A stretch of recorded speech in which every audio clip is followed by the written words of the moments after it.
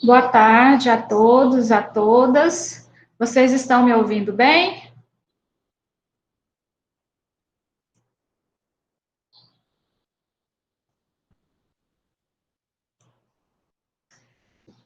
Eu sou a professora Ellen, sou a coordenadora do curso de psicologia da FACIMED, agora Centro Universitário Educare. Eu queria dizer que é muito bom estar aqui nessa tarde com vocês, né? Para fazer uma abertura de uma palestra que tratará de um tema tão importante. Então, houve um tempo em que as pessoas, de modo geral, até mesmo profissionais da saúde, não gostavam de falar sobre o suicídio. E nós sabemos a importância de discutir sobre o assunto, principalmente os profissionais da psicologia, né?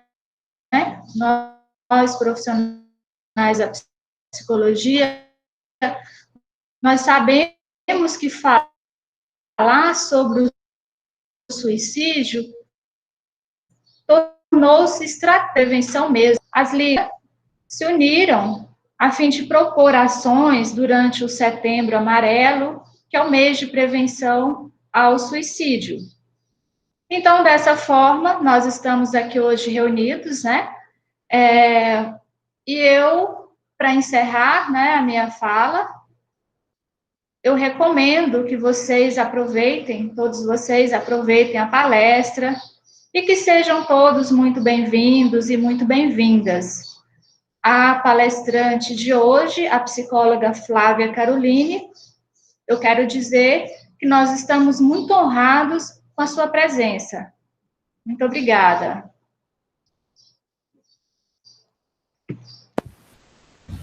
Boa tarde a todos, sou a Letícia Tupã, atual presidente da LAPSIM, e gostaria de dizer que estamos todos muito contentes, né, de estar aqui com a psicóloga, né, Flávia, que ela irá ministrar essa palestra para nós hoje, né. Então, sejam todos muito bem-vindos, né, o tema da nossa palestra será Estratégia de Prevenção em Crise, como evitar o suicídio. A monitora da nossa sala hoje é a acadêmica Jéssica Fumaroli, do 8º período de Psicologia da FACIMED. Então, ela estará organizando, né, passando os slides, eu irei estar coletando as perguntas. Então, gostaria, antes de tudo, de trazer algumas informações importantes referentes ao MIT, né? E para ser melhor o andamento da palestra, né, a gente pede que todos mantenham os microfones mutados a fim de evitar a interrupção da fala da nossa palestrante, né? E pedimos ainda que não acionem a opção apresentar agora, pois a Jéssica estará apresentando os slides, né? Então corre o risco ali de estar atrapalhando no momento.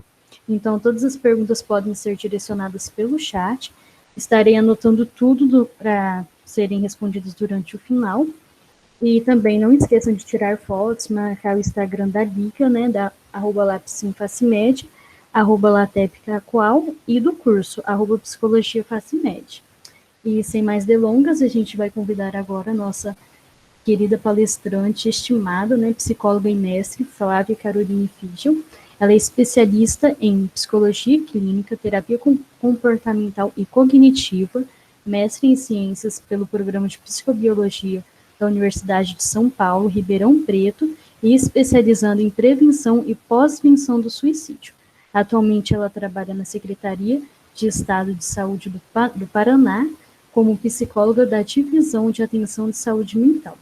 E ela também possui experiências nas áreas de psicologia da saúde, psicologia clínica e prevenção do suicídio. Sejam todos bem-vindos, sintam-se à vontade e uma boa palestra a todos. E gostaria de agradecer mais uma vez a Flávia por ter aceitado esse convite, né, de estar participando conosco hoje. Somos eternamente gratos e, como a professora Ellen disse, né, honrados, né, por ter você aqui para estar conversando conosco hoje. Muito obrigada, Flávia, fica à vontade.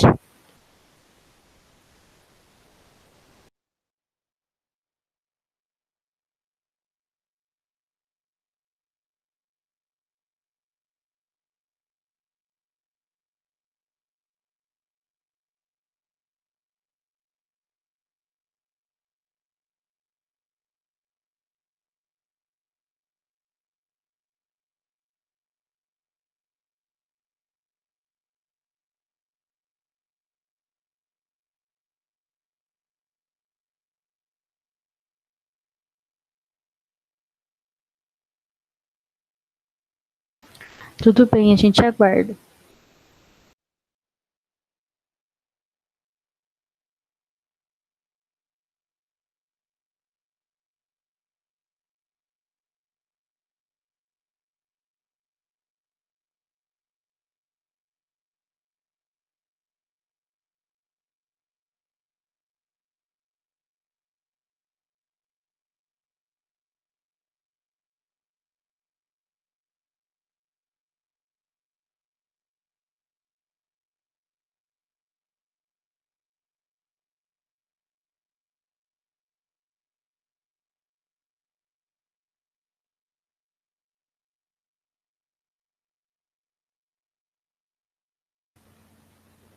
Oi, estão me ouvindo agora?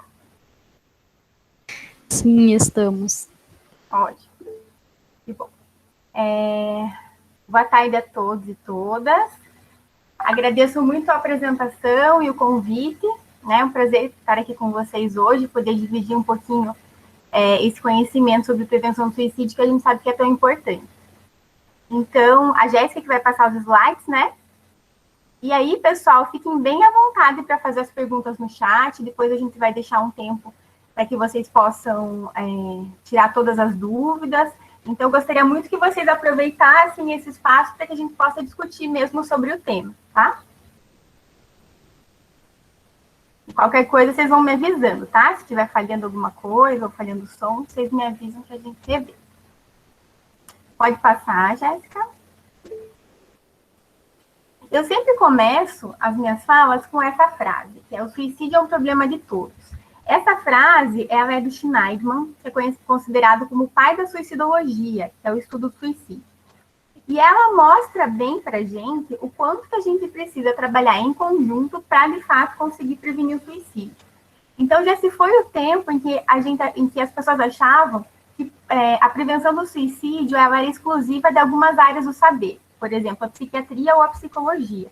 Hoje se sabe que a gente precisa trabalhar com diversas áreas, né, numa rede intersetorial, e com a comunidade, com a sociedade como um todo, para que a gente consiga, de fato, prevenir o suicídio. Então, é um esforço conjunto, a gente sempre tem que ter isso em mente. A gente não consegue prevenir o suicídio sozinho. Pode passar. Então, vamos definir o que é o comportamento suicida. Eu gostaria que vocês falassem também no chat se vocês já tiveram algum contato com prevenção do suicídio ou se essa é uma dos primeiros momentos em que vocês estão ouvindo falar sobre o tema. E aí, quando a gente pensa em comportamento suicida, existem alguns comportamentos a que a gente está se referindo. Então, a gente tem a ideação suicida, que seriam aqueles pensamentos, aquelas ideias sobre querer morrer, sobre querer estar morto e sobre se suicidar. Então, a gente entende a ideação suicida num contínuo, que vai desde pensamentos mais vagos, como eu não aguento mais viver, essa vida é muito pesada para mim, até pensamentos mais específicos, como eu quero morrer, eu quero me suicidar, eu vou me matar, né? Então, existe esse contínuo. Geralmente, as ideias começam de uma maneira um pouco mais vaga e depois elas vão se aproximando, então, mais dessas ideias específicas de como que eu vou fazer isso ou eu quero morrer. E aí, como que a gente faz para definir se isso é uma ideação suicida ou não? Uma boa parte das pessoas, em algum momento da vida, já pensou em suicídio. Então, diante de alguma dificuldade, é comum que as pessoas possam cogitar isso. Mas, então, como que eu sei que já é ideação suicida? A gente vai considerar que é, de fato, ideação suicida quando esses pensamentos são muito frequentes e eles são muito intrusivos. Ou seja, a pessoa tem muita dificuldade em eliminar esses pensamentos. Então, sempre diante de uma dificuldade, esses pensamentos acabam vindo e essa pessoa tem dificuldade em evitar esse tipo de pensamento sobre morte. Então, é aí que a gente vai considerar que pode, sim, ser uma ideação suicida. E aí, a ideação suicida, ela pode ser com ou sem planejamento. A ideação suicida sem planejamento é quando a pessoa tem essas ideias sobre querer se matar, mas ela nunca pensou em como ela vai fazer isso. Então, ela nunca escolheu um método, não pensou onde vai fazer, nem quando. Né? Ela só pensa em morrer. E aí, a gente tem a ideação suicida com planejamento, que é quando essa pessoa já começa a pensar de uma maneira mais estruturada em como ela vai fazer isso. Então, muitas vezes, essa pessoa já escolheu um método, às vezes ela já escolheu um local no qual ela vai se matar, e às vezes até mesmo o dia no qual ela vai fazer isso. E aí a gente tem que tomar muito cuidado, porque quando a ideação suicida é com planejamento, a gente vai considerar que o risco de suicídio ele é muito mais alto, né? Então, é essencial que quando a gente vai avaliar a ideação suicida de alguém, a gente identifique se é com ou sem planejamento. Se for com planejamento, essa pessoa tem que ser avaliada imediatamente, porque o risco de suicídio é muito alto. A gente também tem as tentativas de suicídio, que seria qualquer tentativa de acabar com a própria vida, né, cujo desfecho não é fatal, e aí utilizando diferentes tipos de métodos. E o suicídio propriamente dito, quando, infelizmente, o desfecho é fatal. Eu coloquei aqui embaixo a autolesão sem intenção suicida. O que é isso? Essa é a nomenclatura que é atualmente utilizada pelos especialistas da área para falar do que antigamente a gente chamava de automutilação. Então, atualmente a gente não utiliza mais o termo automutilação, a maior parte da literatura da área fala sobre autolesão sem intenção suicida. Mas então seriam esses comportamentos autolesivos, né? O mais frequente, ele é ainda o de se cortar. Ele é mais comum em adolescentes, né? Então costumam começar ali entre os 13 anos, mais ou menos, e pode ir até o início da idade adulta. Mas a gente também já está percebendo que isso está começando cada vez mais cedo, inclusive às vezes a gente tem crianças que estão se autolesionando. E aí eu coloquei aqui, mas a autolesão sem intenção suicida, né, como o nome já diz, por não ter a intenção suicida, então a pessoa faz isso com diferentes funções, mas ela não tem a intenção de morrer. Esses jovens, eles costumam relatar muito que essa autolesão, ela funciona para que eles deixem de sentir aquela dor emocional muito insuportável que eles relatam, né? Então, que isso acaba gerando ali um estímulo concorrente, então a dor física acaba diminuindo essa dor emocional que eles relatam. E muitas vezes eles chegam a sentir uma sensação de alívio. Então, a função desse comportamento é outra, tá? Não entra no comportamento suicida. Essa é uma coisa bem importante da gente diferenciar. Mas nós sabemos que a literatura já mostra que pessoas que têm autolesão sem intenção suicida têm um risco muito aumentado para desenvolver o comportamento suicida em algum momento da vida. Então, esse pode ser um fator de risco. E, de qualquer maneira, isso já vai indicar que a pessoa está num grau de sofrimento alto. Então, a gente também vai precisar ter um olhar diferenciado para esses jovens. Pode passar. Aqui eu coloquei alguns dados epidemiológicos, tá? Eu trouxe só algumas coisas, até porque a gente tem que considerar o território de vocês, né? Então, sempre que a gente vai pensar numa estratégia de prevenção do suicídio, a gente tem que garantir que a gente identifique no... Desculpa, gente, deixa eu tirar o som.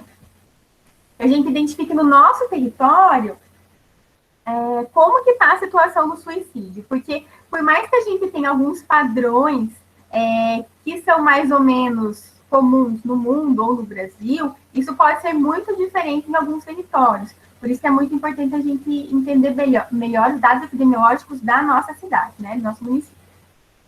Mas esses dados que eu trouxe aqui foram dados publicados pelo Ministério da Saúde em 2017. Eles fizeram um boletim epidemiológico, né, falando sobre a situação do suicídio no Brasil. E aqui eles colocam que a maioria das tentativas de suicídio é entre mulheres, né? Então, olha ali a diferença. Entre as tentativas, 69% é entre as mulheres e 31% entre os homens. Pode passar. As mulheres são mais reincidentes na tentativa de suicídio, né? Olha ali, 31%. Pode passar.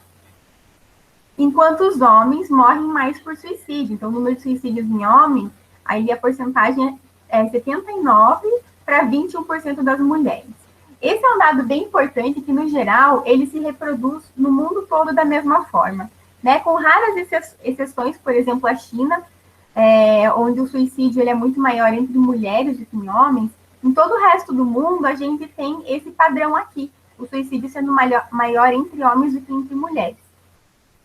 E por que isso, né? A literatura nos traz que, Isso acontece porque os homens acabam utilizando métodos que são mais letais, né? O que causaria mais a morte. E também pela dificuldade, muitas vezes, que a gente tem, uma questão cultural, né? Do homem não pedir ajuda quando ele está precisando ou quando ele está sofrendo.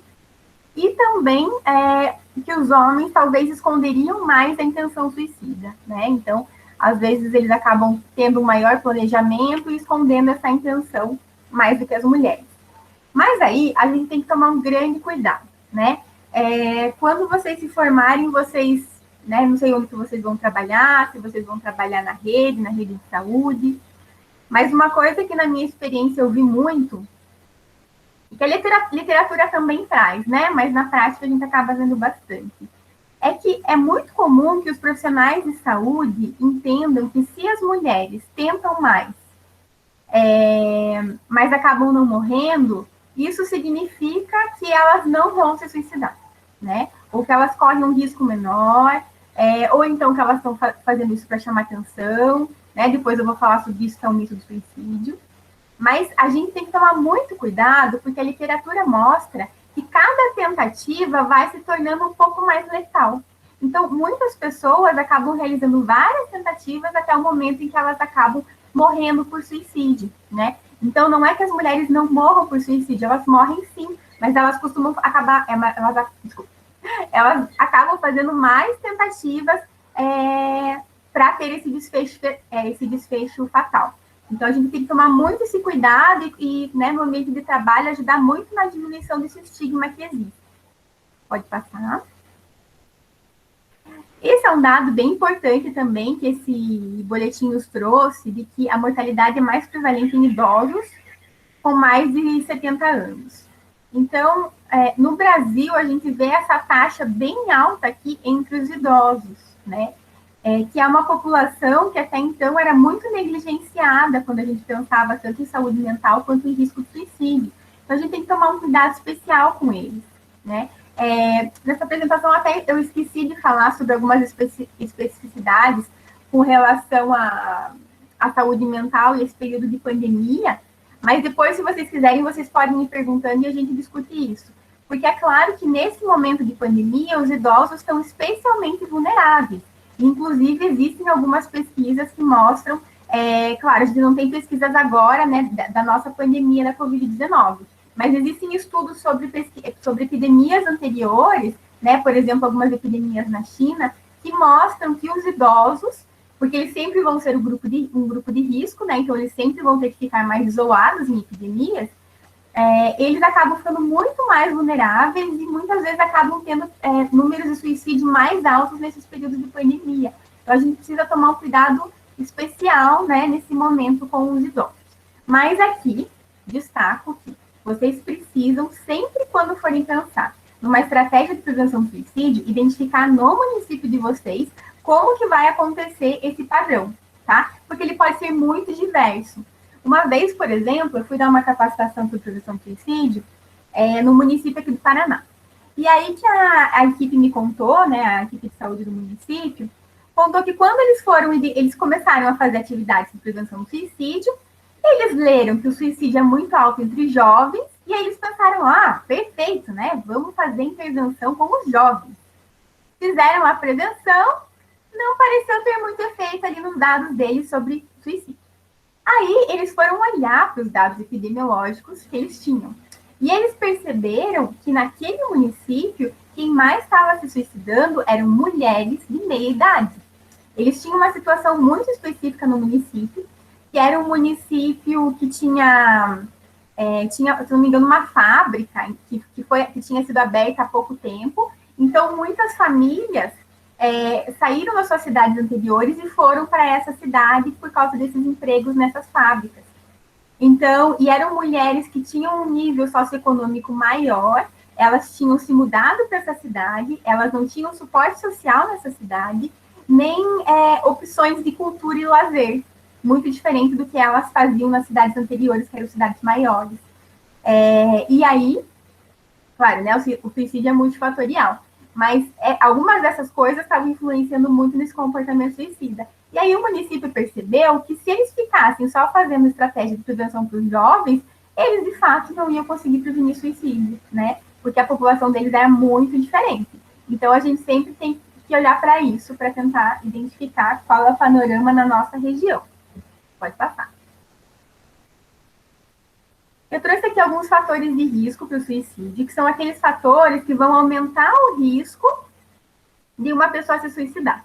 E a literatura ela é muito, muito robusta quando a gente pensa nesses fatores de risco para o suicídio. Então, o maior fator de risco é ter uma tentativa de suicídio anterior. Isso aumenta em até 100 vezes o risco dessa pessoa acabar se suicidando. Então, como eu disse, né, no caso das mulheres que tentam mais suicídio, a gente tem que tomar cuidado com isso, porque elas, a partir do momento que elas fazem muitas tentativas, essas tentativas podem se tornar cada vez mais letais, e isso pode aumentar muito o risco delas morrerem por suicídio em algum momento da vida. E aqui a gente também precisa destacar que é muito importante, quando a gente pensa na saúde mental, sempre fazer essa coleta de dados para identificar se o usuário que a gente está atendendo, se ele já fez alguma tentativa anterior, ou se ele tem na família alguém que já se suicidou. Gente, como eu trabalho muito, né, com saúde pública, eu falo muito usuário, tá? Quando eu estiver falando usuário, eu estou falando usuário do SUS. Então, troquem aí pelo que vocês mais pensam, cliente, paciente. Então, o usuário é esse usuário do SUS, tá bom? Então, a gente sempre tem que coletar essas informações para ver se ele tem esse risco mais alto. E aí, outra coisa é que esse risco ele vai ser maior nas horas, dias e semanas que seguem essa tentativa de suicídio. Né? Então, nas horas, semanas, meses que seguem, esse risco é muito maior. O risco vai diminuindo com o passar dos anos. Então, uma pessoa que fez uma tentativa de suicídio há 10 anos atrás, ela está num risco menor que uma pessoa que fez uma tentativa semana passada, tá? Essa pessoa está num risco muito mais alto. Presença de transtorno mental. Então, também a literatura é bem robusta quando fala sobre essa associação entre o transtorno mental e o risco de suicídio. Existem alguns transtornos mentais que estão mais relacionados. Por exemplo, em primeiro lugar, né, os transtornos de humor, especialmente a depressão, mas também o transtorno bipolar. E, curiosamente, o transtorno bipolar tipo 2 está mais associado com o suicídio do que o tipo 1, né? Lembrando que o tipo 2 é aquele que vai alternar a fase de depressão com hipomania. Então, esse acaba sendo o tipo de transtorno bipolar mais relacionado com o suicídio, né? Então, em primeiro lugar, os transtornos de humor. Em segundo lugar, o alcoolismo, muito relacionado com o suicídio. Nesse período de pandemia, a gente também tem uma preocupação maior. A gente tem pesquisas que estão mostrando o aumento do consumo. Tem algumas pesquisas, mas são poucas, que falam do aumento do consumo de álcool, né, na pandemia. O que mais tem são pesquisas que mostram o aumento da venda de álcool, né? O que não significa necessariamente que está tendo um consumo maior, embora algumas pesquisas já comecem a mostrar que talvez esteja assim, né? Porque se eu tenho um aumento da venda de bebidas, pode ser que aquelas pessoas que estavam bebendo nos bares agora estão comprando para beber em casa. Então, talvez esse consumo não esteja necessariamente aumentando. Mas é algo que a gente tem que levar em consideração quando a gente pensa na prevenção do suicídio, porque o alcoolismo está muito relacionado, tá? Inclusive, muitas pessoas que se suicidaram, que tentaram suicídio, estavam sob efeito de álcool ou de alguma outra substância.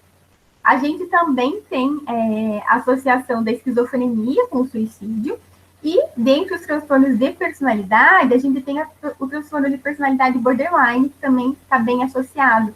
Essas pessoas costumam ter bastante comportamento suicida. Pode passar. A gente tem os fatores de risco ligados à idade, sexo e estado civil. Então, com relação à idade, como eu mostrei, né? Os idosos, quando a gente pensa no Brasil, eles apresentam um risco alto. No geral, os jovens também, mas isso vai depender muito do meu território, né? A gente identificou aqui no Paraná, por exemplo, que no ano de 2019, a faixa etária que mais se suicidou foi dos 20 aos 29 anos, né? E no ano anterior tinha sido uma faixa etária um pouco mais velha. Então, a gente tem que tentar identificar, né, por ano, como que está essa questão da idade. Com relação ao sexo, então, homens cometem mais suicídio, enquanto mulheres realizam mais tentativas. Ali ficou um cometem, né? A gente não fala mais cometem, porque esse cometem, ele traz um grau um pouco mais de juízo de valor, um pouco mais estigmatizante. Então, quando a gente fala suicídio, a gente tem que falar se suicidou ou morreu por suicídio. Esse cometem aí, acabei não tirando. E com relação ao estado civil, a gente tem pessoas solteiras, divorciadas e viúvas com um risco maior de se suicidar, tá? Isso aqui é bem interessante, porque sempre que eu vou dar capacitação, o meu público maior das capacitações é o pessoal da saúde, né? Então, entra psicólogo, enfermeiro, médico, técnico de enfermagem. Então, é um pessoal que, no geral, já é casado, né? E daí, sempre que eu trago esse dado para eles, todo mundo fica indignado. Como assim que não são os casados que apresentam um risco maior, né? Mas não, na verdade, o risco maior é dos solteiros, dos divorciados e dos viúvos. Por que isso? Porque, no caso dos solteiros,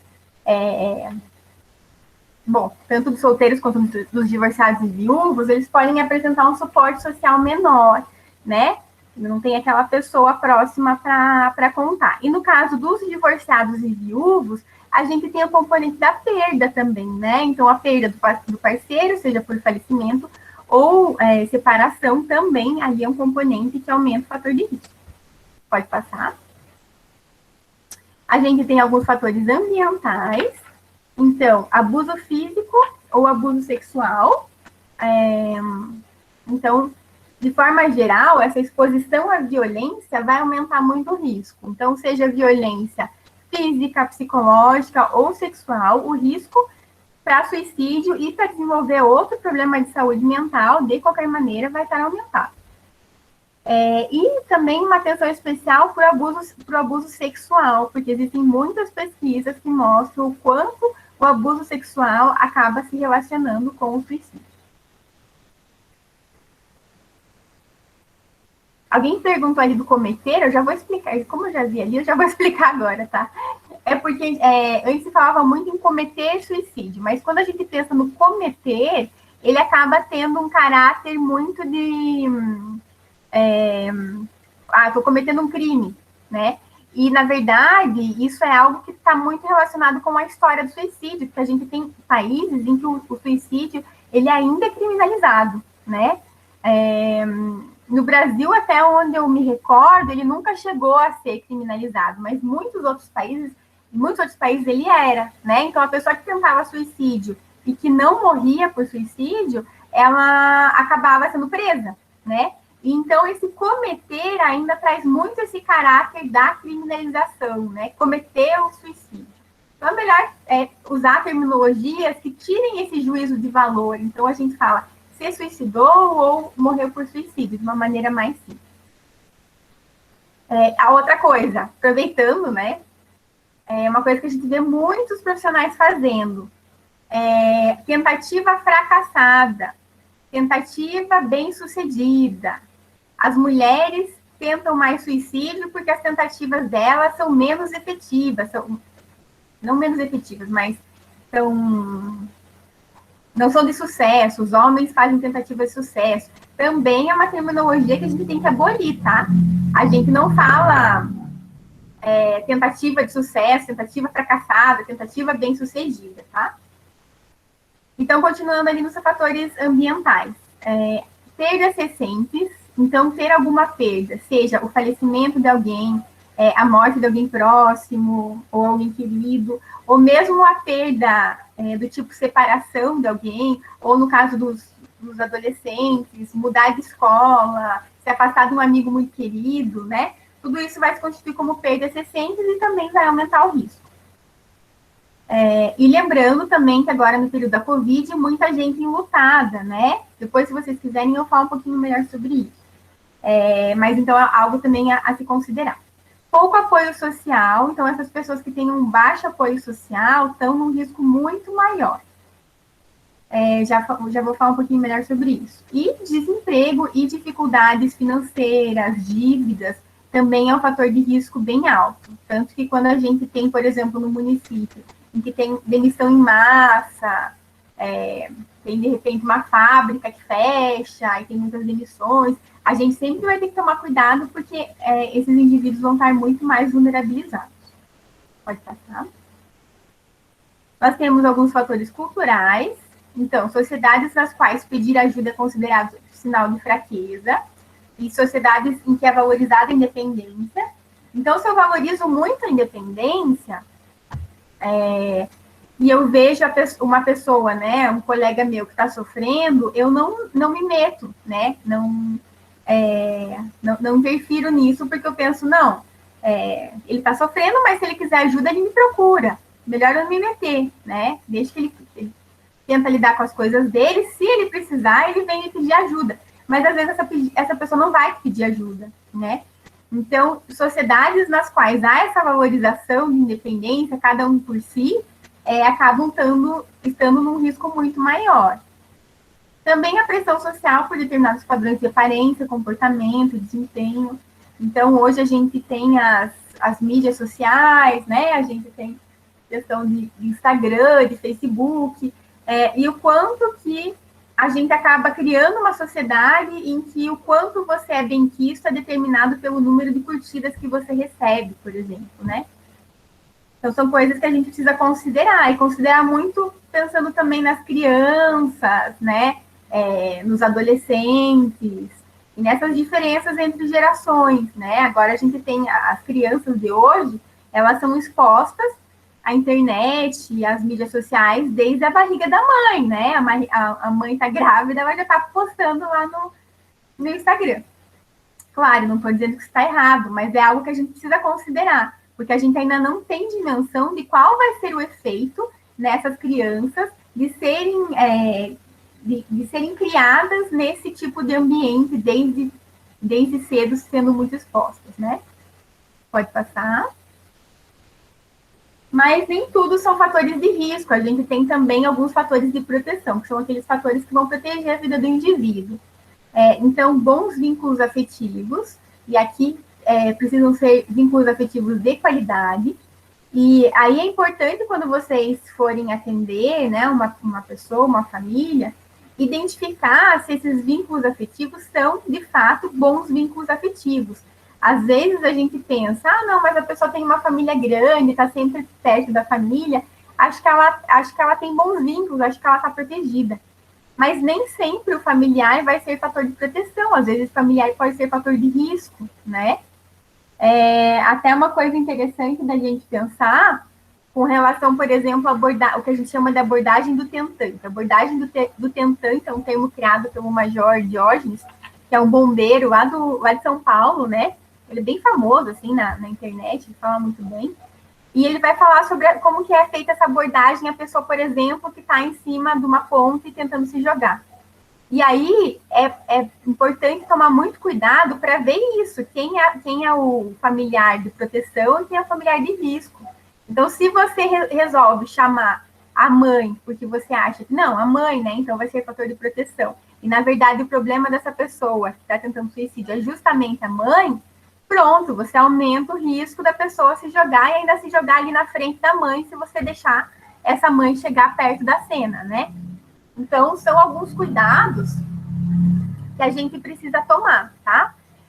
Sensação de estar integrado a um grupo ou comunidade. Então, essa sensação de pertencimento também tem muita literatura na área do suicídio que vai mostrar que é muito protetiva.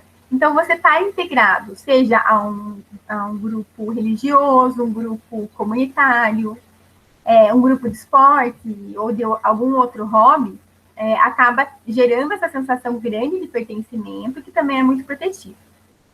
Habilidade para se comunicar, né? E aqui eu não estou falando de uma pessoa que seja extrovertida, né? Ou que fale bem, se expresse bem, mas mais no sentido de assertividade, né? Então, uma pessoa que consegue pedir ajuda quando precisa, que consegue dizer que não está bem, que se alguma coisa está incomodando, ela consegue falar sobre isso.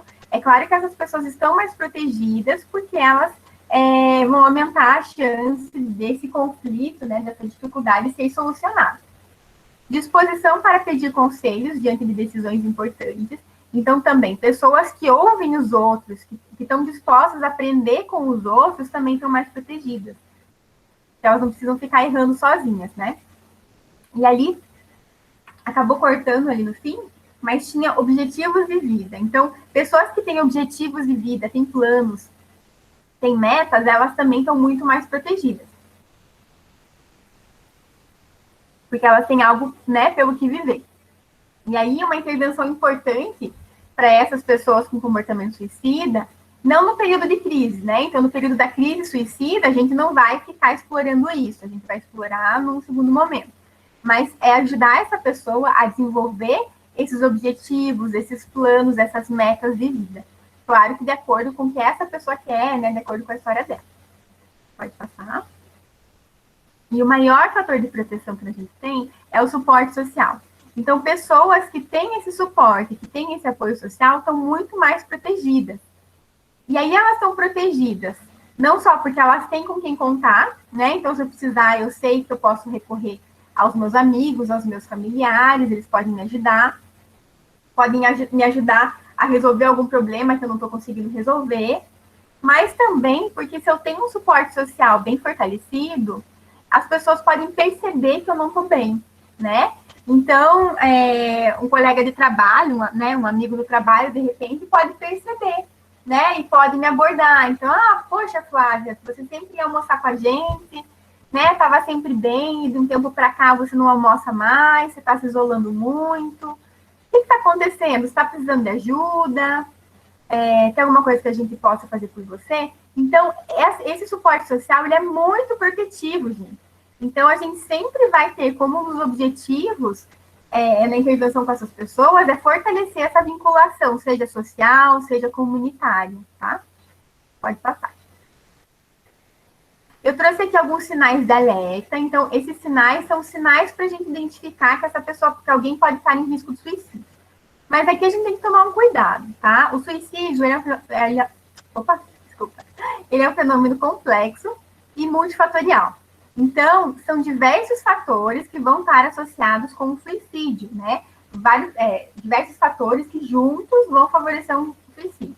Não é um fator isolado que vai fazer com que alguém se suicide. Mas esses sinais aqui, eles podem indicar que talvez essa pessoa esteja sofrendo, que as coisas não estejam bem, que talvez ela esteja pensando em suicídio. Né? É sempre bom a gente conhecer. Ele se divide em sinais verbais e sinais comportamentais. Então, no caso dos sinais verbais, seriam aquelas verbalizações do tipo: eu não aguento mais viver está muito pesado para mim, eu preferia morrer, eu devia estar morto, eu sou um peso para vocês, vocês estariam melhor sem mim, eu vou me suicidar, eu vou me matar, amanhã vocês não vão mais me ver aqui, não sei, amanhã tudo está resolvido, vocês vão se livrar de mim. Enfim, essas verbalizações podem ser de diferentes tipos. Também, por exemplo, eu quero dormir e nunca mais acordar, né? O que é dormir e nunca mais acordar? É morrer. Então, essas verbalizações que vão indicar que essa pessoa está pensando em morrer e está pensando em suicídio, né? A gente também tem sinais comportamentais. Então, pessoas que passam a se isolar muito. Então, esse isolamento, é claro que a gente está num período de pandemia. Identificar esse isolamento vai exigir da gente uma sensibilidade muito maior. Mas, mesmo assim, a gente ainda consegue identificar. Numa situação fora da pandemia, um isolamento muito intenso. Então, a pessoa era muito participativa, sempre estava participando, de repente ela começa a se isolar cada vez mais. Eu chamo ela para sair, ela não vai, ela começa a faltar na aula, né? Já dá para perceber que tem alguma coisa acontecendo. No período de pandemia, também a gente pode perceber, por exemplo, a pessoa em casa passa um tempo X com a família na sala todo dia, de repente ela está 3 dias trancada no quarto, não sai praticamente nunca. Né? Então, você pode estar se isolando dentro da sua própria casa, né? Pensando em diferentes cômodos. Então, esse isolamento pode mostrar que tem alguma coisa ruim acontecendo. Desculpa, alguma coisa ruim não, porque alguma coisa pode não estar bem. Também mudanças abruptas de comportamento. Então, essas mudanças muito repentinas de comportamento, elas sempre vão indicar que alguma coisa está acontecendo. Então, aquela pessoa que tinha uma rotina de uma determinada maneira, de repente ela começa a fazer diferente. Então, eu tenho um jovem que ele gostava muito da banda dele, e aí ele ia ensaiar com a banda, sei lá, 3 vezes por semana ele estava com a banda, indo ensaiar, ou então saindo com a banda. De repente, ele passa a não ensaiar mais com a banda, quer sair da banda, e era algo que ele gostava muito. É claro que ele pode ter tido algum conflito com a banda, né? E pode existir alguma outra explicação. Mas pode também que essa pessoa, né, esteja sofrendo em algum nível. Então, também, de repente, uma pessoa que gostava muito de jogar futebol, ia jogar futebol 2 vezes por semana, né? Era sagrado, sempre ia 2 vezes por semana jogar futebol, agora não vai mais. Então, a gente precisa sempre se questionar se essas mudanças, por que a pessoa agia de uma maneira, agora age de uma maneira tão diferente. Também pode ter alteração no sono, né? Então, a gente pode ter insônia, a gente pode ter hipersonia, né? A pessoa deixa de dormir ou dorme demais. Também com relação à alimentação, pode começar a comer mais, comer menos. E também entra aqui comportamentos para resolver coisas. Então, assim, resolver pendências, pagar dívidas que eu não precisava pagar agora, doar ou me desfazer de coisas que eram muito importantes para mim, né? Então, eu tô colada no meu celular o dia inteiro. De repente, eu chego para você e falo, quer esse celular para você? Ué, como assim, Flávia? Você usava ele o dia inteiro, né? Não descolava dele. Como assim você quer doar ele? Então, esse tipo de coisa precisa, né? A gente precisa avaliar também. Tem um caso interessante no livro do Schneiderman, né? Que se eu não me engano, é de Suicidal Mind, a mente suicida. E ele conta de um caso de uma jovem que tentou suicídio, ela acabou sobrevivendo, mas quando ele foi investigar, né, a situação dela, em que circunstâncias ela tentou suicídio, aconteceu um fato curioso, porque na noite em que ela tentou suicídio, estava caindo uma nevasca muito grande onde ela morava. Ela saiu da casa dela, mesmo com a nevasca, e foi na casa dos amigos dela devolver uma torradeira, à noite, no meio da nevasca. Ela entrou na casa, os amigos estavam lá, estavam distraídos com outra coisa, cumprimentaram ela, mas não deram muita bola. Eu vim devolver a torradeira. Sério? Tá bom, deixa aí. E daí ela já foi embora, né? E ninguém percebeu nada de diferente. Aí ela chegou em casa e tentou suicídio. Então, né? Por que a pessoa vai devolver uma torradeira no meio de uma nevasca? Então, é importante a gente tentar identificar esses sinais que muitas vezes podem ser um pedido de ajuda. Pode passar. E alguns aspectos que devem ser observados. Então, quando eu falo desse pedido de ajuda, que a gente estuda muito com relação ao comportamento suicida, que muitas pessoas, elas, na verdade, o que elas querem não é morrer, mas é acabar com essa dor tão grande que elas sentem. E a gente tem essa ambivalência, que seria, ao mesmo tempo que essas pessoas querem morrer, elas não querem, né? O que elas mais querem, na verdade, é acabar com essa dor. E aí, quando a gente tem um caso que nem dessa moça, que ela vai na casa dos amigos devolver a torradeira, né? O quanto que isso também não acaba sendo mais um pedido de ajuda, né? E é comum a gente ver essas pessoas procurando sinais. Então, a gente tem um documentário interessante também chamado A Ponte, que vai falar da Golden Bridge, lá em São Francisco, né? Nos Estados Unidos, que é aquela ponte bem bonita, laranja, vermelha, não lembro bem. Mas é uma ponte bem bonita que foi muito utilizada para muitas pessoas se suicidarem. E aí, dificilmente alguém sobrevivia, né? Mas teve um caso de um rapaz que ele sobreviveu. E foi um caso bem curioso, porque existe uma equipe de resgate que fica lá que fica embaixo da ponte para resgatar essas pessoas, né? E quando ele caiu, né, alguém avisou que ele tinha caído e eles foram resgatar um corpo, porque todo mundo morre. E aí que eles encontraram ele vivo, né? E foi um rapaz que sobreviveu. Hoje ele é uma pessoa super engajada com a causa do comportamento suicida, prevenção do suicídio, ele fala muito em público. E ele contou que antes dele tentar suicídio, ele começou a caminhar na ponte, tentando identificar algum sinal que dissesse para ele, não, é melhor você não morrer, né? Existe chance, você pode continuar vivo. Até que ele cruzou com um casal turista e eles pediram para ele tirar uma foto. E isso foi a gota d'água para ele, porque ele interpretou isso como um sinal justamente para ele morrer, porque ele pensou, poxa, eu tô aqui nessa ponte, andando há não sei quanto tempo, pensando em morrer, e ninguém percebe. Ninguém tá nem aí para mim, querem que eu tire foto. Imagina, eu quero morrer, ninguém percebe.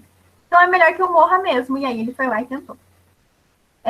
Então é comum essas pessoas ficarem tentando identificar sinais e dando esses fazendo esses pedidos de ajuda de diferentes formas, né? Isso tem muito a ver com ambivalência, que é muito comum no suicídio. E aí, o período de ambivalência é um período em que a gente precisa investir nessas estratégias, porque nesse momento a gente consegue, de alguma forma, fazer com que a pessoa possa aderir ao tratamento, né, e desista dessa ideia de morrer. Impulsividade, a gente tem que considerar que uma boa parte dos suicídios é impulsiva. Existem algumas pesquisas que mostram, alguns estudiosos que vão falar que a maior parte dos suicídios carrega um grau de impulsividade, né? Então, isso é algo que a gente precisa considerar também quando a gente pensa no comportamento impulsivo, né? Como também agravando a situação. E a rigidez, né? Aqui entra muito o que a gente chama da visão túnel ou construção cognitiva. A pessoa tem muita dificuldade em ver alternativas, em pensar em alternativas, né? Tudo que ela vê é o sofrimento que ela está sentindo. Então, ela não consegue pensar em outras alternativas que não morrer, né? Naquele momento em que a dor está muito grande. Então, isso é algo para a gente considerar também. A gente vê muitas vezes, e assim com os profissionais de saúde, é comum a gente ver um estigma grande, por exemplo, com mães que se suicidam e deixam os filhos, e essas pessoas falam, nossa, como que essa mulher não pensou nos filhos? Ou ela não pensou mesmo, e aí tem a ver com essa construção cognitiva, porque a dor era tanta que ela não conseguia pensar em nada além disso, ou ela pensou que ela é um peso para eles e que eles estariam melhor sem ela, né? Então é algo a ser considerado também. Aqui, só fazendo um parênteses, quando estou falando dessa construção cognitiva, eu lembrei de uma outra coisa que não é propriamente a questão da rigidez cognitiva, né? Na verdade, não está relacionado com isso especificamente, mas tem mais a ver com uma ideação suicida crônica. Então, como assim? Muitos de vocês já devem ter assistido o filme Garota Interrompida. Quem não assistiu, por favor, assista, né? Na faculdade de psicologia, como a gente tem que assistir. Então, assistam.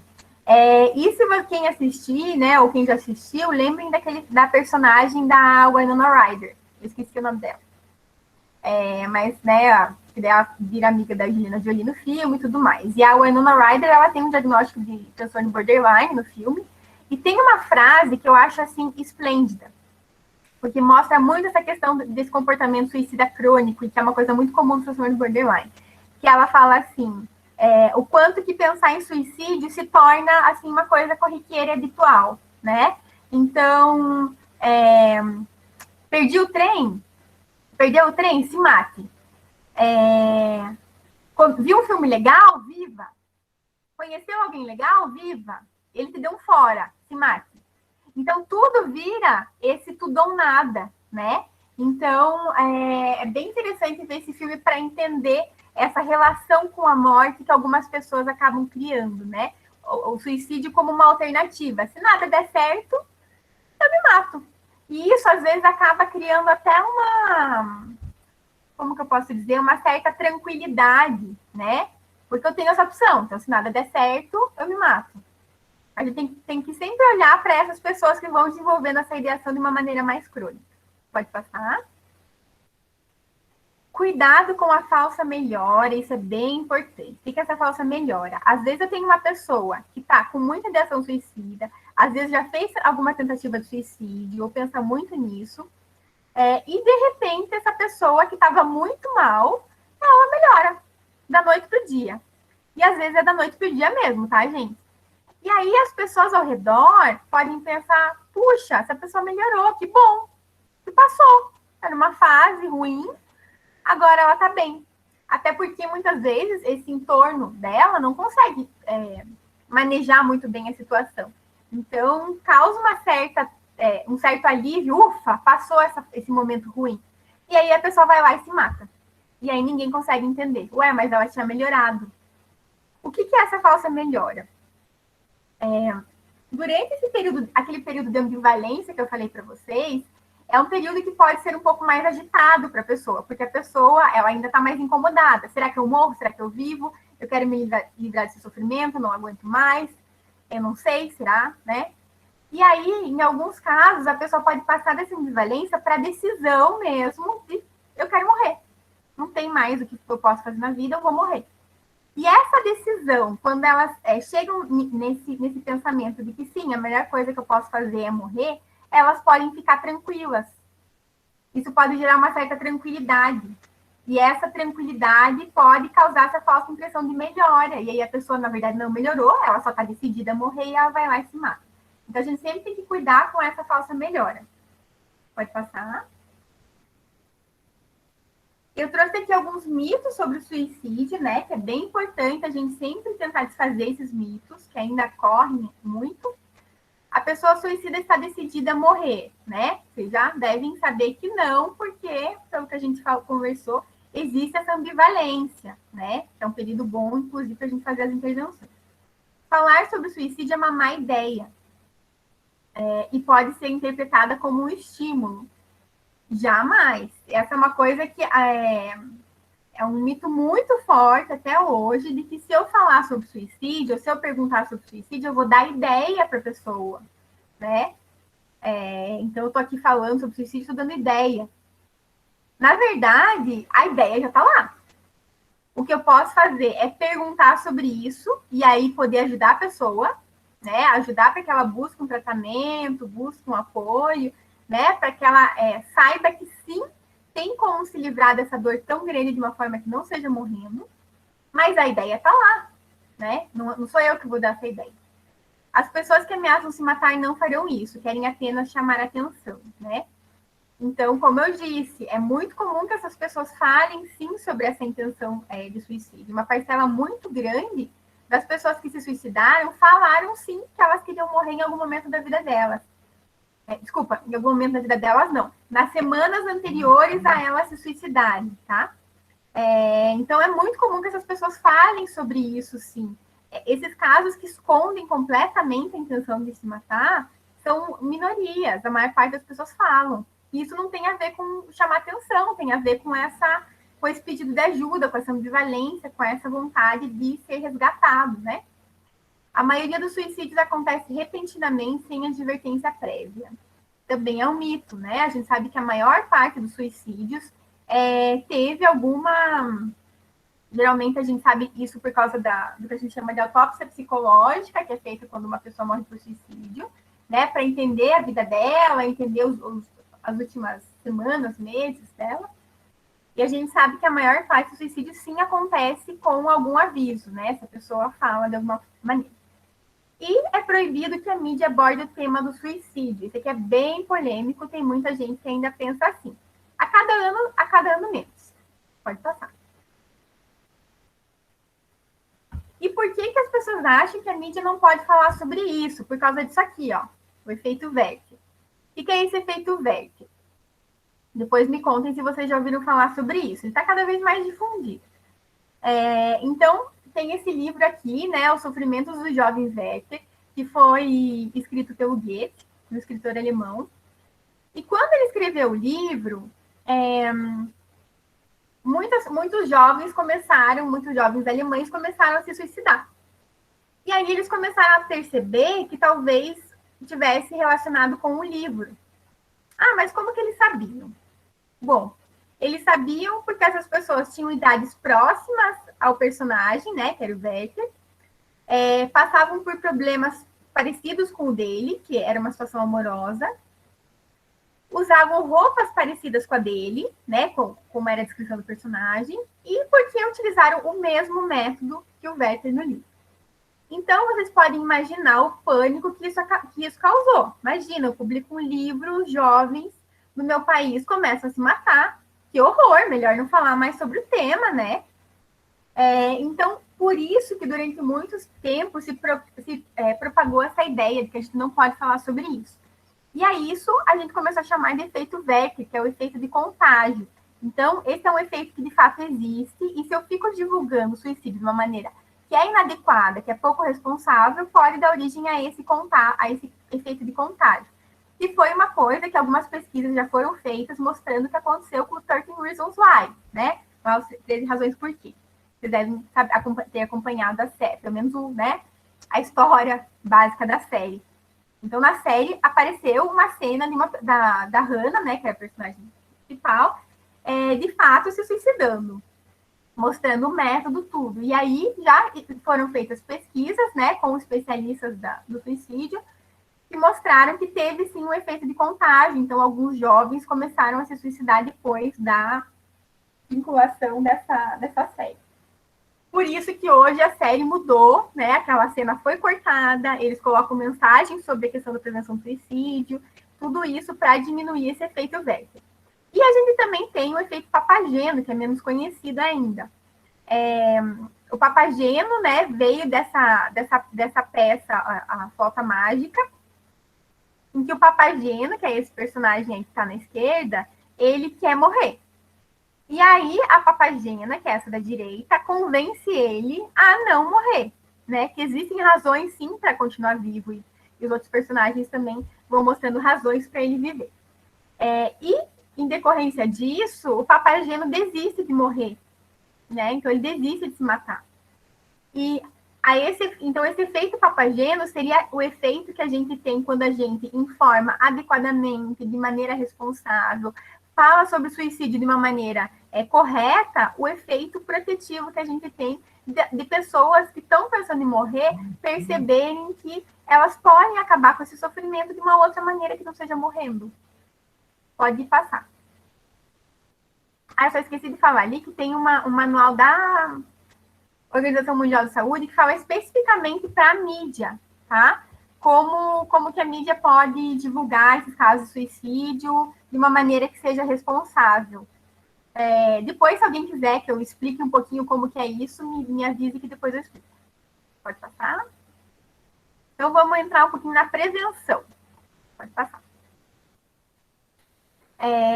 A gente tem esse modelo, que é o modelo de prevenção do suicídio baseado nos níveis de risco, que é um modelo desenvolvido pelo Gordon. Ele não é um modelo específico para a prevenção do suicídio, é um modelo para a saúde como um todo, mas foi muito utilizado pela área do suicídio, né? Então, ele vai dividir, de acordo com os níveis de risco, a prevenção em universal, seletiva e indicada. A prevenção universal ela é destinada à população inteira, independente de ter algum risco para o suicídio.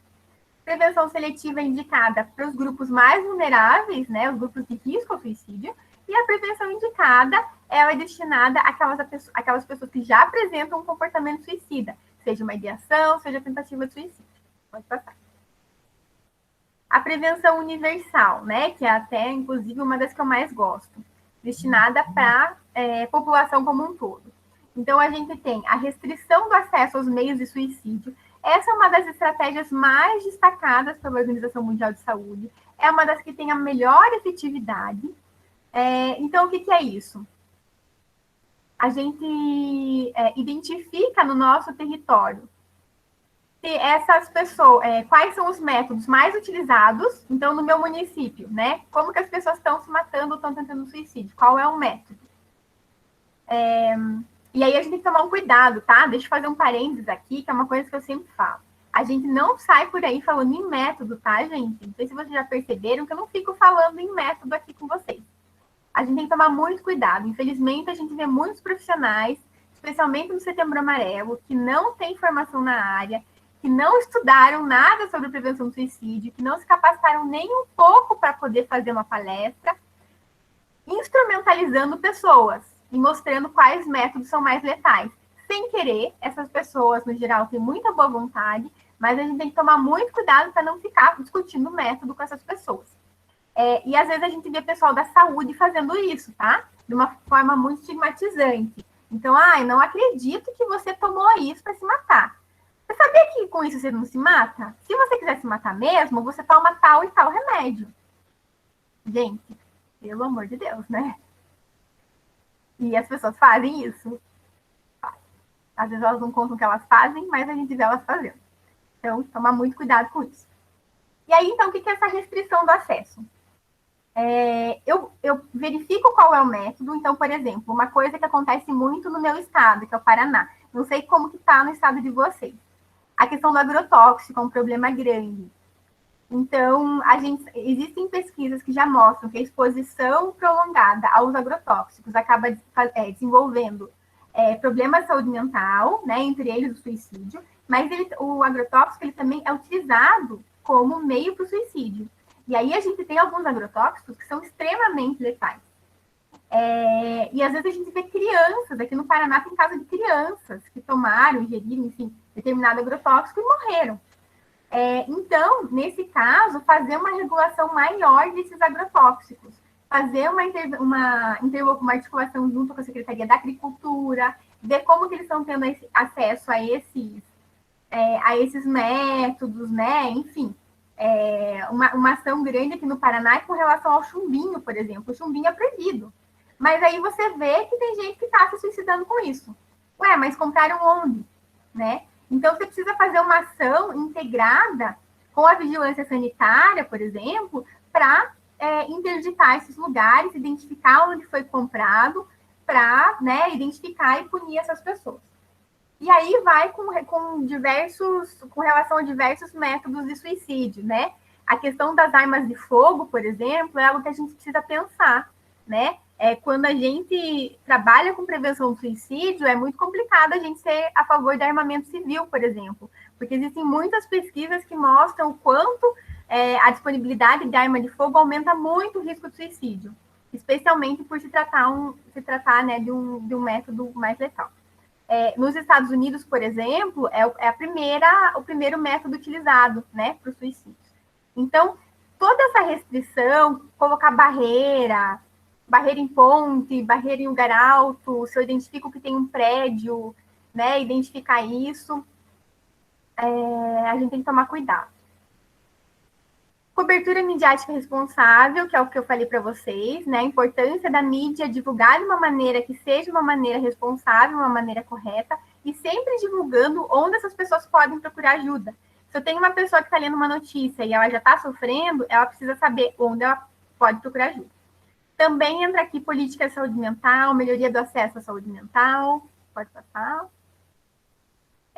Tem esse conceito aqui que eu adoro, que é o desenvolvimento de ambientes nutridores, que vem nesse livro aqui, The Nurture Effect, que é do Anthony Biglan. Eu não vou abordar mais isso, né, porque o tempo já está correndo, mas se quiserem, até posso passar material sobre o tema, que é um conceito bem interessante, que fala muito de prevenção. Prevenção não especificamente do comportamento suicida, mas prevenção de problemas de saúde mental, de comportamento delituoso. Enfim, é muito legal o quanto a gente precisa desenvolver uma sociedade que seja essa sociedade nutridora, que vai diminuir muito o desenvolvimento desses tipos de problemas de saúde mental.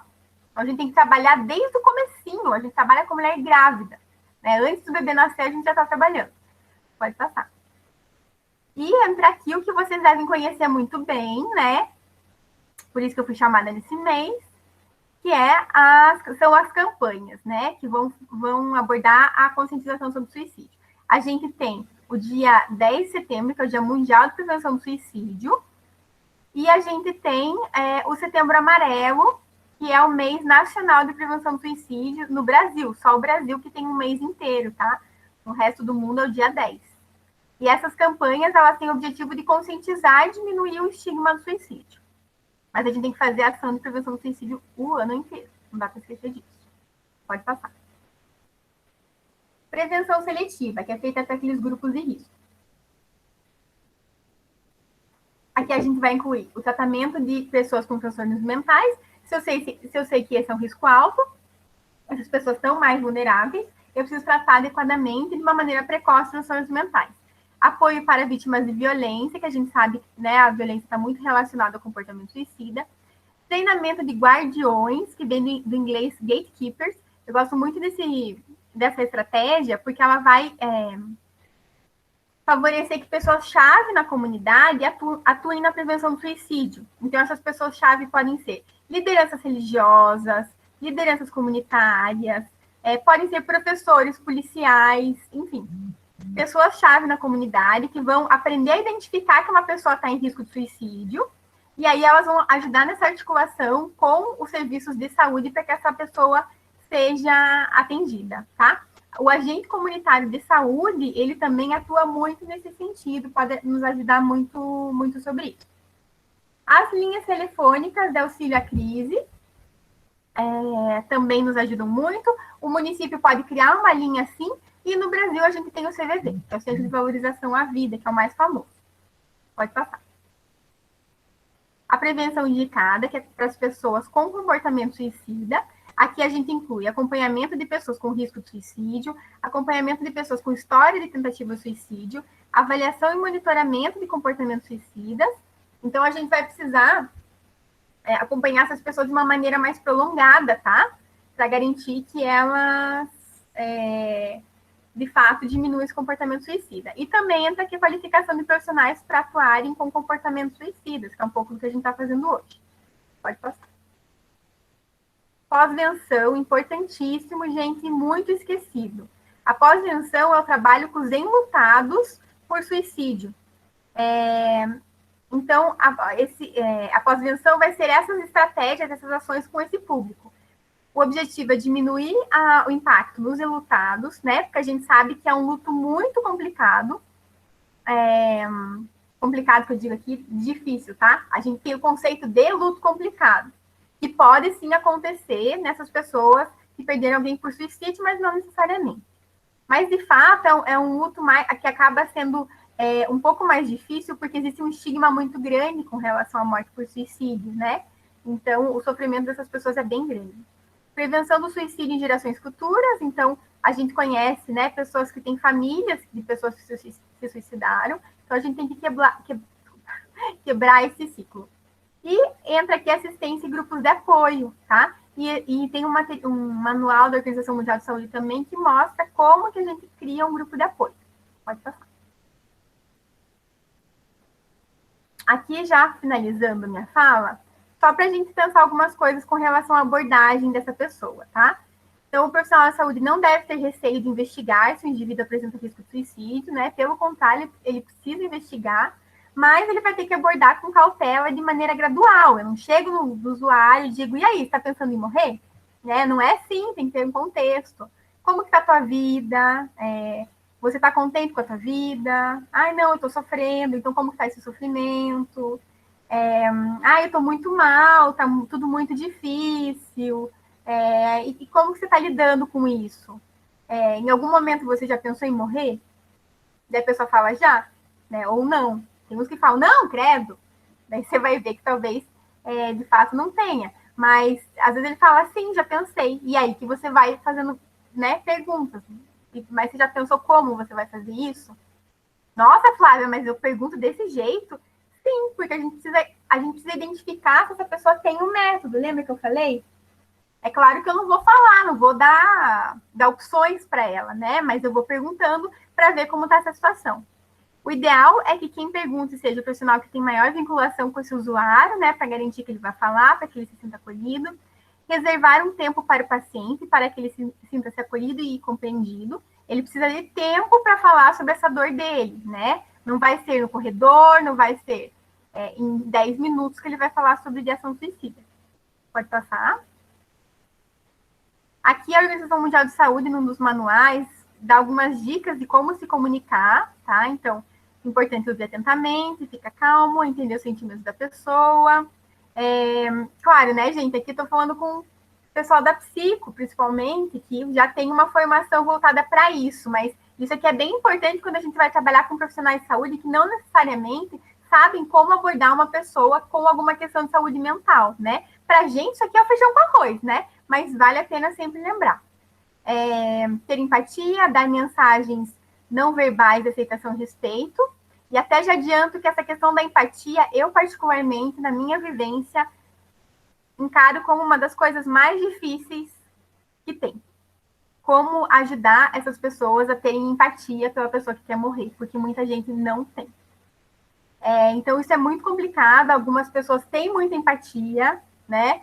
Eu aproximei desse tema justamente por ter muita empatia por essas pessoas, mas a verdade é que tem gente que não tem. Então, tem gente que estigmatiza muito. E aí que a gente consiga, enquanto profissional, ajudar essas pessoas a desenvolver essa empatia é algo muito complicado. Mas a gente tem que tentar. Dar mensagens não verbais de aceitação e respeito, expressar respeito pelos valores e opiniões da pessoa, conversar honestamente com autenticidade, mostrar sua preocupação, cuidado e afeição, né? Então, já se foi o tempo que a gente achava que a gente não podia mostrar que a gente está preocupado com a pessoa, ou que a gente tem afeição pela pessoa, né? Isso é um componente importante do trabalho. Focalizar nos sentimentos da pessoa, uma abordagem de não julgamento é essencial. Então, isso aqui vale para todo mundo, não só para profissional, né? Que a gente mostre para o público geral que se uma pessoa está com ideação suicida, está pensando em morrer, a gente não pode falar para ela, não é nada, vai passar. Ou, é frescura. Ou, é falta de Deus. Ou é falta de religião, né? A gente tem que acolher o sofrimento dela, não ficar julgando, né? E colocando coisas. Pode passar. E aqui, como não se comunicar. Então, interromper muito frequentemente, ficar chocado ou muito emocionado. Às vezes acontece, né? Já atendi casos horrorosos, muito difíceis mesmo. Dá vontade muito grande de chorar, né? Mas na faculdade a gente é treinado a fazer aquela cara de paisagem, aquela cara de buraco de cerca, às vezes, que ajuda muito nesses momentos. Porque a gente tem que cuidar com isso. Por mais que, assim, eu já atendi casos em que me emocionar foi importante terapeuticamente, e mostrar que eu estava emocionada. Mas nesses casos de crise é muito complicado. Então é melhor a gente tomar cuidado com isso, porque senão a pessoa também pode interpretar, nossa, se a psicóloga chorou, é porque meu caso não tem jeito mesmo. É porque não adianta, não tem o que fazer comigo. Então tem que cuidar com isso. Dizer que está culpado, tratar o paciente de maneira que eu coloco numa posição de inferioridade, fazer comentários invasivos e pouco claros, fazer perguntas indiscretas. Pode passar. E daí aqui, então, finalizando, a gente tem que lembrar da importância da RAPS, que é a Rede de Atenção Psicossocial. A gente vai envolver todos os equipamentos, a gente vai envolver o BS, NASF, CAPS, Ambulatório de Saúde Mental, Urgência e Emergência, a rede hospitalar. A gente tem que trabalhar em rede intra, então pensando na saúde, e intersetorial, né? Então tem que envolver a educação, tem que envolver a saúde, a ciência social, todo mundo tem que trabalhar junto. Mas, Flávia, eu quero ir para o consultório privado, particular, eu não quero trabalhar na rede de saúde. Então, isso aí, para mim, não vale. Vale, porque a gente também, enquanto trabalhando em consultório particular, na medida do possível, a gente também tem que tentar articular essa rede. Articular também com universidades, tá? Isso é bem importante. Acompanhar continuamente os usuários da família, fazer busca ativa, se necessário. Busca ativa é quando a equipe de saúde vai na casa, tá? Então, faz uma visita domiciliar. A pessoa não está aparecendo nos atendimentos, eu vou lá e faço uma visita. Atuar não apenas na prevenção, mas também na pós-prevenção do suicídio. Pode passar. Aqui eu tenho, né, um convite para quem quiser. A gente tem, aqui no Paraná, a gente desenvolveu um curso de EAD, de prevenção do suicídio, toda a distância, tá? Ele é um curso gratuito, então se vocês quiserem, vocês estão convidados, podem fazer. São 65 horas, é um curso que a gente montou para a nossa rede, né, para garantir que as pessoas, os profissionais do SUS fossem capacitados, né, para atender essa demanda, mas não é só para a saúde, também é para a rede intersetorial. Podem passar para profissionais que se conhecem da educação, da assistência social, pode passar. Essa é a carinha do curso, é só entrar ali, só digitar no Google, AvaSUS PR, daí vai aparecer prevenção do suicídio, já cai nessa tela aqui, e daí vocês já podem se inscrever, tá? Então, 65 horas, todo gratuito, e fala sobre tudo que eu falei de uma maneira muito aprofundada. E atualmente a gente tem quase 19 mil pessoas fazendo, é um curso que está fazendo muito sucesso. Pode passar. E aqui ficam os meus contatos, tá? Fiquem à vontade para escrever com dúvidas, perguntas, sugestões, críticas e pedido de material também, se vocês precisarem. Obrigada, gente. Desculpa que eu falo muito. É muita coisa. Mas fico aqui para as perguntas agora. Mais uma vez, muito obrigada, Flávia. Gostamos muito da sua palestra e da sua fala, muitíssimo importante e válida. E, mais uma vez, muito obrigada, né? E vamos às perguntas. A primeira pergunta é: qual público apresenta as maiores taxas de comportamentos de autolesão sem intenção suicida? E quais medidas são eficazes para trabalhar a prevenção com esse público? Olha que essa pergunta dava uma live só para ela, né? Sim. Bom, então, como eu falei, começa lá pelos 13 anos e vai até a idade adulta, mas é mais comum nessa parcela ali, dos 13 até uns 16 anos. Ao contrário do comportamento suicida, quer dizer, ao contrário do suicídio, né? O comportamento autolesivo sem intenção suicida, ele é mais comum em mulheres, né? Em meninas. Então, são essas as faixas etárias mais atingidas. Ele é um comportamento que está bem... como que eu posso dizer? Ele está bem intenso quando a gente pensa na realidade brasileira, tá? Já atendi escolas em que 30 adolescentes da escola se autolesionavam. O efeito de contágio do comportamento autolesivo é enorme, por isso que a gente tem que tomar muito cuidado para não ficar expondo essa situação na frente dos outros, enfim, né? Saber como lidar com essa situação. Aí vai depender muito do risco, então... Olha, se vocês quiserem, um dia a gente marca uma live para falar só disso, porque, assim, teria que ver a questão dos cortes, do método utilizado. Quanto mais método utilizado, maior o risco. Quanto maior o grau de lesão, maior o risco. Quanto mais tempo de comportamento autolesivo, maior o risco. Teria que ver tudo isso. Alguns casos uma parcela significativa vai demandar alguma intervenção terapêutica necessariamente, então uma psicoterapia, por exemplo, mas nem todos os casos vão precisar. E é muito comum, né? Isso é uma coisa que eu vi na minha experiência. É muito comum num grupo que se autolesiona, que sempre tem um que é o que começou e que às vezes é algo mais grave e tem que ser acompanhado de uma maneira mais efetiva. Então, esse é o básico.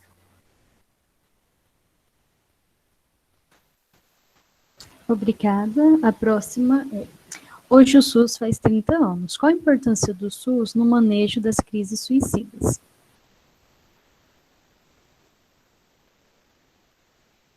Boa pergunta.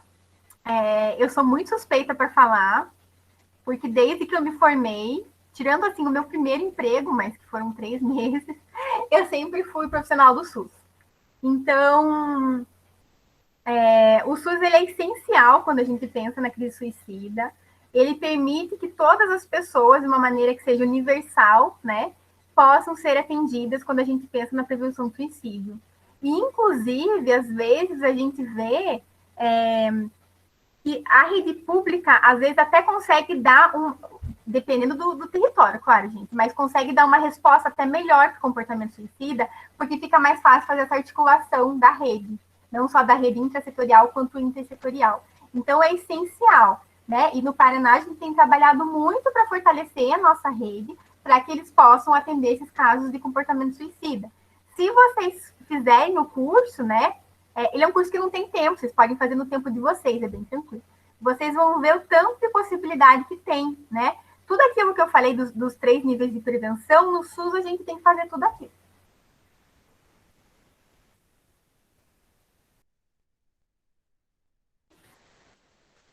E a próxima pergunta é: como abordar o tema de prevenção ao suicídio em escolas para o público infantil, pré-adolescente e adolescentes?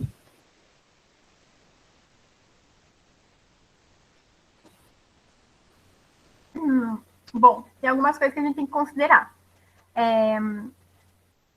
Uma dificuldade que a gente vê é que com o Setembro Amarelo, com a expansão do Setembro Amarelo, muita gente começou a fazer ações de prevenção do suicídio de uma maneira um pouco desenfreada. Ações sem um objetivo claro e ações de uma maneira pouco responsável, não identificando a melhor maneira de realizar essas ações. Então, se eu quero trabalhar com escola, isso é bem importante, mas a gente vê que um dos maiores erros dos profissionais é justamente quando a gente pensa nas escolas. Por quê? Porque eu pego uma criança, eu pego, sei lá, a escola, isso é muito comum, quando vocês se formarem, vocês vão ver. A escola convida vocês. Ai, você é psicólogo, psicóloga, vocês vêm aqui na minha escola fazer uma palestra agora no Setembro Amarelo de prevenção do suicídio? Ai, para quem que é? Para quinta série, eu junto tudo no auditório. Vai ter quinta série, sexta série, sétima série e oitava série. Tá bom? Ah, tá bom. Gente, muito cuidado com isso. Não existe uma linguagem que seja universal para todos os públicos. Então, o que eu estou falando para vocês hoje, a linguagem que eu estou usando é uma linguagem para futuros profissionais, né? Eu, particularmente, atuo muito com formação de profissionais na prevenção do suicídio, né? Às vezes falo para o público geral, mas é menos. São públicos muito diferentes, né? Eu não vou falar essas coisas que eu falei para vocês para o público geral, né? Eu não vou pegar o senhorzinho que não sabe nem ler e escrever e dar uma palestra com slide para ele e explicar quais são as funções do comportamento suicida, enfim. A gente tem que tomar muito cuidado com o que a gente vai falar. Em escola não é diferente, tá? É um consenso entre os especialistas que o ideal é não chegar na escola e fazer uma ação e ir embora. Porque eu posso mobilizar um monte de coisa que esses professores podem não ter a expertise para acolher, para ouvir e para encaminhar, tá? E às vezes, inclusive, a minha rede não vai conseguir dar suporte para tudo que aparecer. Então, tem que fazer as coisas de uma maneira mais estruturada. Se eu quero fazer uma ação de prevenção do suicídio, eu não preciso falar só sobre suicídio. Eu posso trabalhar com os alunos sobre identificação de sentimento, expressão de sentimento, né? Uma alfabetização emocional, digamos assim, que é uma coisa muito importante, em promoção de saúde mental, trabalhar com relações. Não adianta eu ir numa escola em que tem bullying o ano inteiro e eu ir lá falar sobre prevenção do suicídio um dia no setembro. Não adianta. Então, talvez o melhor caminho seja lembrar que para cada faixa etária, a gente vai passar a informação de uma forma. Eu não preciso falar sobre prevenção do suicídio com uma criança de 9 anos, tá? Eu acho mais seguro falar sobre isso com os mais velhos e de uma maneira bem embasada em saúde mental e mostrando que alternativas eles podem ter e onde buscar ajuda. E garantir que eles vão poder buscar ajuda naqueles lugares mesmo. Não adianta eu falar assim, se vocês estiverem mal, falem com o pai de vocês. Às vezes o pai é justamente aquele que vai bater se ele ouvir.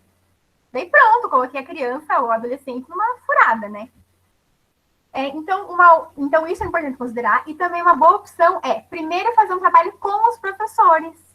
Falar sobre prevenção do suicídio com eles. E só com eles, não misturar alunos junto. Primeiro, falo com os professores. Não só com professores, com a equipe inteira da escola. Às vezes, a moça da cantina é a que mais vai escutar as questões desses adolescentes, dessas crianças, o sofrimento deles. Então, todo mundo tem que estar junto, dentro da limpeza, da cantina, todo mundo junto para aprender o que é a prevenção do suicídio e para aprender estratégias. A partir disso, eu faço um trabalho diferenciado com os alunos. Então, acho que essa é uma coisa importante para a gente pensar.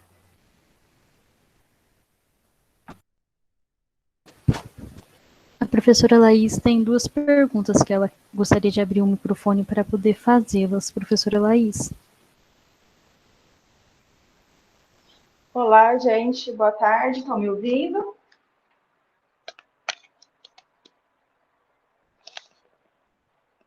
Sim? Não? Bacana. Flávia, primeiramente eu gostaria de parabenizar pela forma didática e bem pontual na qual você trabalhou todo esse tema suicídio. É muito interessante nós, mesmos profissionais, estarmos vendo todas as palestras de atualização. Eu achei muito bacana eu me atualizar nessas questões das terminologias, né? A questão do cometer, da autolesão. Eu achei muito bacana mesmo a forma como você conduziu tudo isso. E eu gostaria de fazer 2 perguntas relacionadas até à sua experiência. A primeira é se você poderia indicar algum inventário, alguma escala para mensuração e avaliação desse risco para o suicídio. A gente utilizava muito, além da própria condução da sessão, né? Eu usava muito as escalas Beck, na qual tinha a de depressão, tinha a de ideação suicida e a de alguma coisa, eu esqueci o nome da outra, né? Desesperança. E elas, pelo SATEPS, atualmente, elas não estão atualizadas. Isso, a de desesperança. E, atualmente, elas, pelo SATEPS, elas não estão autorizadas, né? E aí eu gostaria de que você indicasse alguma que você acha pertinente, bacana, para a gente estar utilizando nesse processo de avaliação. E a outra pergunta que eu gostaria de fazer, até também relacionada à sua experiência profissional nessa área, é que eu, na faculdade, eu trabalho no SAP, que é o Serviço de Apoio Psicopedagógico, na qual a faculdade oferta acolhimento psicológico para os alunos, para os acadêmicos, que estão em algum processo de sofrimento emocional que esteja atrapalhando, né, o próprio processo educacional.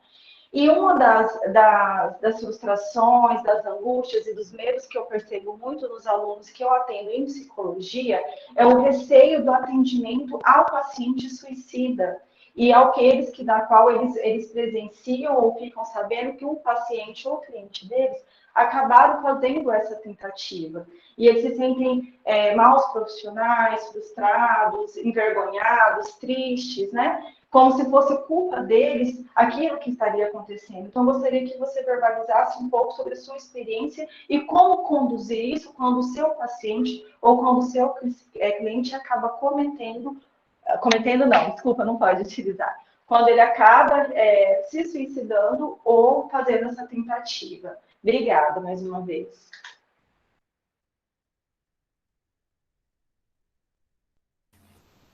Obrigada, Laís. Essa mudança de terminologia é bem difícil mesmo. No começo a gente ainda dá mas é um processo, né? Bom, deixa eu começar então pela tua primeira, sobre a avaliação, né? Um instrumento que a gente pode utilizar e que não é específico para os psicólogos e que eu particularmente gosto bastante, porque específico da psicologia eu não uso nenhum específico, sabe? Não saberia te dizer. Um que é muito utilizado, especialmente para pensar no risco de suicídio, ele é o do Neuri Botega, que é um psiquiatra da Unicamp. Inclusive, foi quem fez a revisão do nosso curso, então, nosso curso tem a chancela dele. E ele tem um livro chamado Crise Suicida, e dentro desse livro ele tem eu esqueci como que ele chama, mas é como se fosse um inventário, em que ele tem essa avaliação bem certinha, mostrando o que precisa conter essa anamnese, pensando na crise suicida, e aí mostrando também a questão do risco.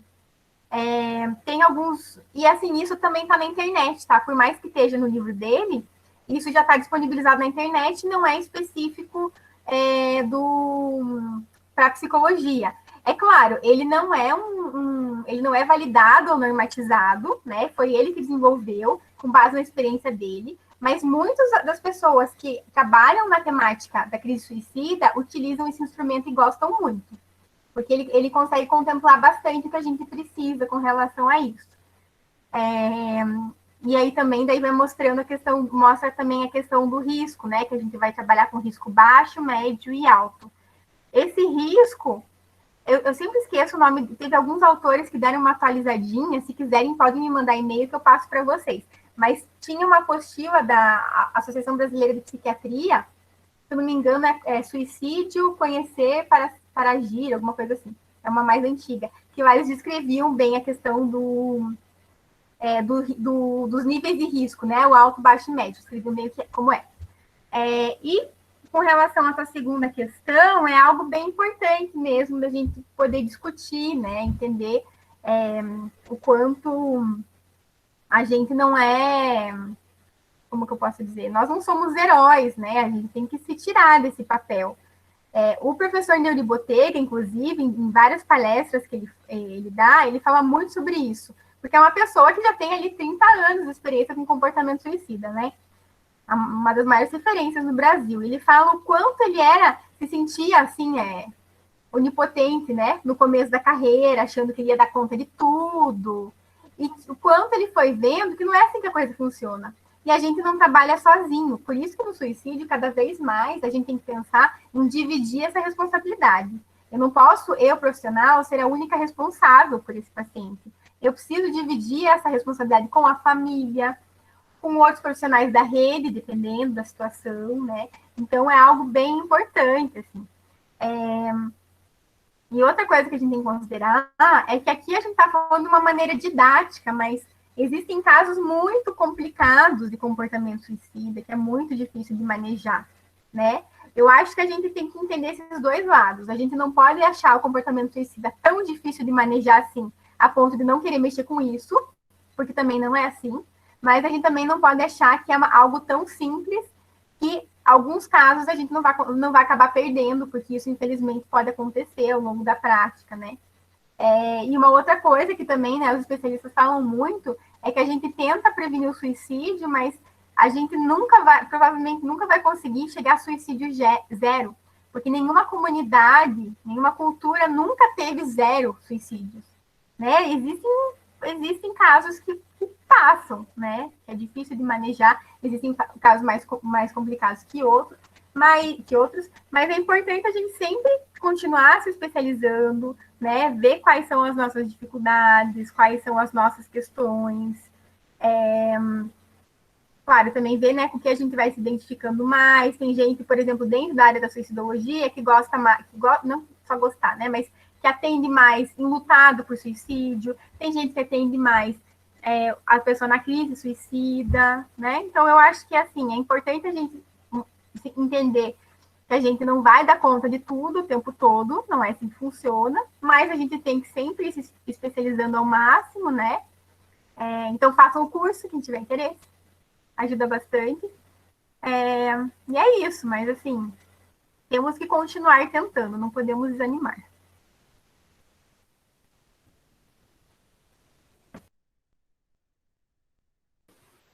Alguém tem mais alguma pergunta ou alguma colocação que gostaria de realizar?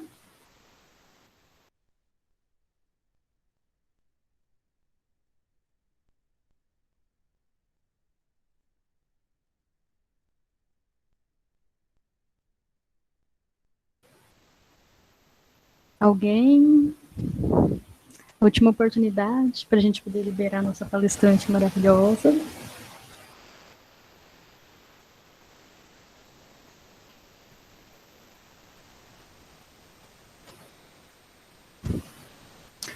Bom, ninguém se manifestou até agora, Flávia, então gostaria de agradecer muitíssimo pela sua presença aqui conosco hoje, por dar essa aula muitíssimo importante, muitíssimo rica, né, de estratégias, de conhecimento, né, de tudo que é importante mesmo para a gente saber lidar com esses assuntos, com essas questões, né, que é um tabu, né, para a sociedade, então a gente enfrenta isso o tempo todo, né.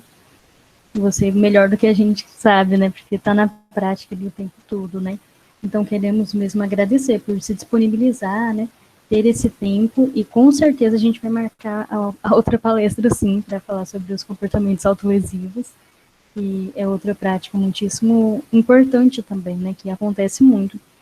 E às vezes a gente acaba chegando num paradoxo de não saber o que fazer, né, em relação a isso, como abordar essas temáticas, né. Então, muitíssimo obrigada mesmo por tudo. E quero agradecer a cada um também que está aqui, que participou da palestra juntamente conosco, em nome da faculdade, das ligas, né? E muitíssimo obrigada a todos. Desejo uma ótima noite a vocês. E muitíssimo obrigada, Flávia, mais uma vez. Eu que agradeço, gente. Muito obrigada, viu? E qualquer coisa, vocês têm meus contatos. Fico aqui à disposição. Um abraço para todos e obrigada por todo mundo que passou esse sábado à noite me ouvindo. Obrigada, Flávia, mesmo. Muito obrigada.